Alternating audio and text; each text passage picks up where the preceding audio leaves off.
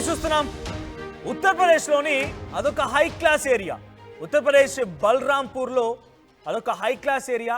అర్ధరాత్రి ఒక అమ్మాయి తనని వెనకాల నుంచి 2-3 బైక్స్ వేసుకొని కొంతమంది వ్యక్తులు వేటాడుతూ వచ్చారట. సో తన మేనమామ ఇంటికి వెళ్ళింది. తన ఇంటి దగ్గర నుంచి మేనమామ ఇంటికి వెళ్ళింది. సుమారుగా కిలోమీటర్ దూరం ఉంటుంది ఆ ఇంటికి, వాళ్ళు ఉండేటువంటి నివాసానికి. సో రాత్రి అయింది, కొంత ఒంటరిగా వస్తుందట ఇంటికి. తన ఇంటికి వస్తున్నటువంటి ఆ క్రమంలో మధ్యలో కొంతమంది వ్యక్తులు తనని వేటాడడం సీసీటీవీ కెమెరాలో రికార్డ్ అయింది.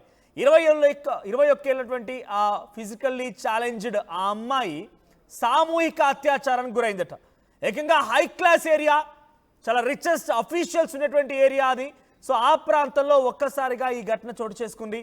అర్ధరాత్రి సమయంలో కొంతమంది వ్యక్తులు 2 వాహనాల పైన 2-3 బైక్స్ పైన ఆ అమ్మాయిని వెంటాడుతూ ఆమెను పరిగెత్తించారట.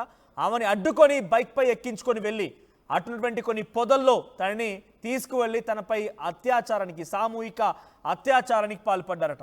మరుసటి రోజు అదే రోజు సాయంత్రం ఆ అమ్మాయి ఎంతకీ తమ ఇంటికి రాకపోవడంతో పోలీసులకు కంప్లైంట్ చేశారు వీళ్ళ తల్లిదండ్రులు. సో తల్లిదండ్రుల కంప్లైంట్తో పోలీసులు కొంత ఈ యొక్క కేసుని కొంత సీరియస్గా తీసుకున్నారు. సో రాత్రంతా ఆ అమ్మాయి ఆచూకీ లభించలేదు.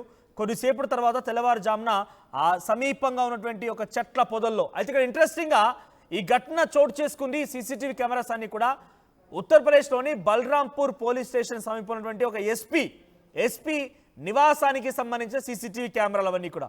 సో ఎస్పీ నివాసం ఉన్నటువంటి సీసీటీవీ కెమెరాలో ఈ దృశ్యాలు రికార్డ్ అయ్యాయి.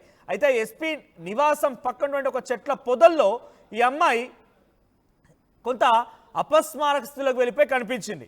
సో వెంటనే తనని చికిత్స నిమిత్తం ఆసుపత్రి తరలించారు. మెడికల్ ఎగ్జామినేషన్ చేస్తే అసలు విషయం బయటపడింది. తన సామూహిక అత్యాచారానికి గురైంది అన్నట్టుగా ఆ సీసీటీవీ విజువల్స్లో ఒకటి, ఆ తర్వాత తన మెడికల్ ఎగ్జామినేషన్ చేస్తే కూడా అదే విషయం బయటపడింది.